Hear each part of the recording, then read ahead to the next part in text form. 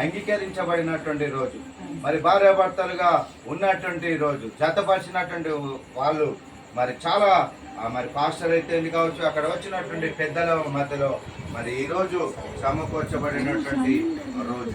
మరి ప్రియమైన దేవుని బిడ్డలారా, అయితే దేవుని వాక్యం సెలవిస్తుంది ఏంటంటే, మరి దేవుని మాట చాలా చక్కగా సెలవిస్తుంది. ఏంటిది అంటే, ప్రియమైన దేవుని బిడ్డలారా, కీర్తన భాగములో 128వ కీర్తన భాగము 3వ వచనములో ఒక మాట రాయబడి ఉంది. ఆ మాటని జ్ఞాపకం చేసుకున్నాం.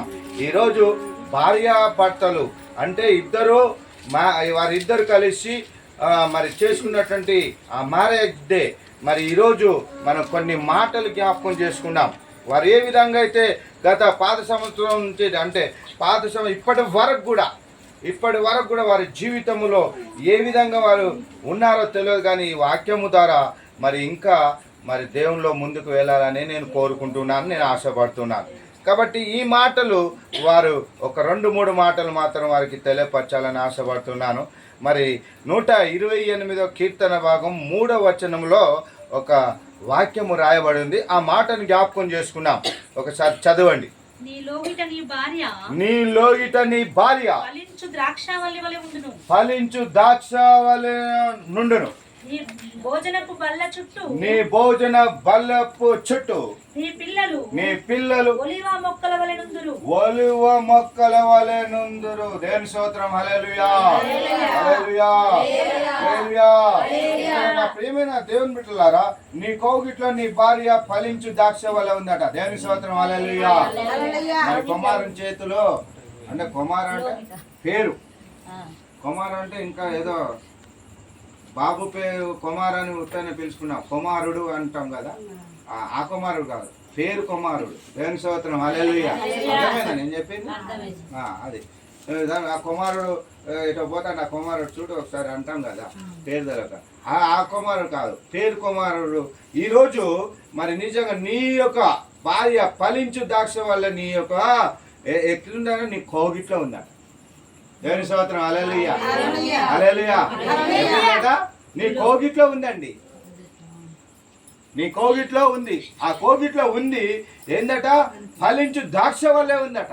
దేవుని స్తోత్రం. హల్లెలూయా, హల్లెలూయా. ఫలించు ద్రాక్ష వల్లే ఉందట.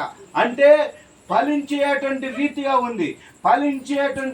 ఉంది కాబట్టి ఈరోజు ఒక కుమార్తె ఒక కుమారుడు దేవుడు ఇచ్చాడు. దేవుని స్తోత్రం. హల్లెలూయా. మరి ఫలిస్తేనే వారు వచ్చారు. దేవుని స్తోత్రం. హల్లెలూయా.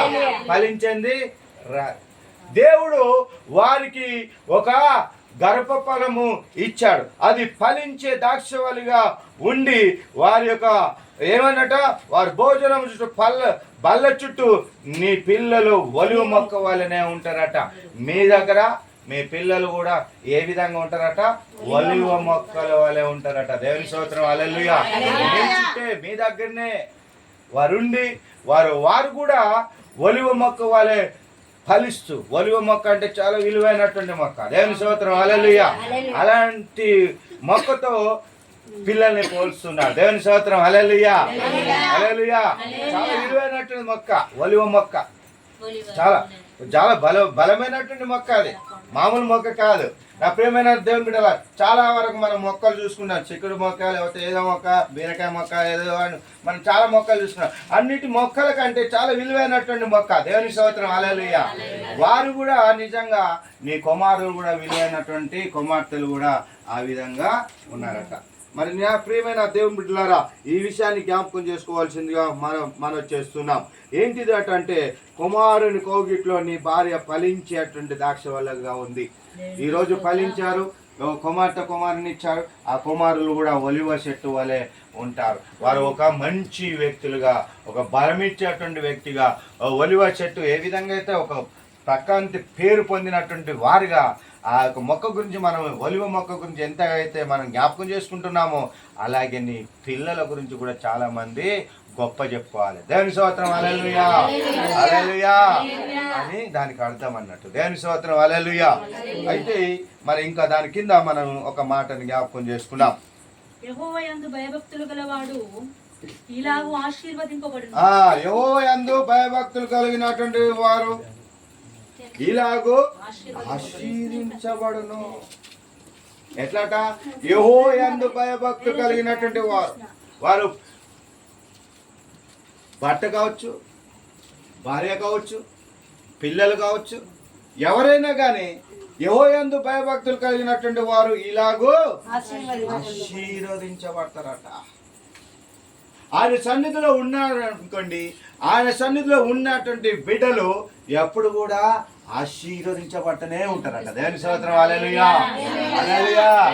ఆయన యందు ఏ విధంగా ఉండాలట? భయము, భక్తి కలిగినటువంటి వారుగా ఉండాలట. మనము, మన పిల్లలు, మన కుటుంబము దేవునిలో వర్ధిల్లాలంటే మనం ఆ విధంగా ముందుకు వెళ్ళాలి. ఆ విధంగా మనం దీవించబడాలంటే మనం ఆ విధంగా ముందుకు వెళ్ళాలి. నా ప్రియమైన దేవుని బిడ్డలారా, ఇంకొక మాటను జ్ఞాపకం చేసుకుందాం. ఈ మాటను చదువుకొని మనము ఇచ్చుకుంటాం. ఆదికాండం 1వ అధ్యాయము 28వ వచనము చదువుకుందాం. ఆదికాండం 1వ అధ్యాయము 28వ వచనం చదువుకుందాం. దేవుడు వారిని ఆశీర్వదించెను. ఎట్లనగా మీరు ఫలించి అభివృద్ధి పొంది విస్తరించి భూమిని నిండించి దానిని లోబర్చుకునుడి. దేవుని స్తోత్రం. హల్లెలూయా, హల్లెలూయా. నిజంగా నా ప్రియమైన దేవుని బిడ్డలారా, దేవుడు వారిని ఆశీర్వదించెను. అది ఎట్లనగా అనేటువంటి విషయాన్ని జ్ఞాపకం చేసుకుంటున్నాడు. ఏమంట? మీరు ఫలించి అభివృద్ధి పొంది విస్తరించి. 3 విషయాలు ఉన్నాయి. మీరు ఫలించాలి, రెండవది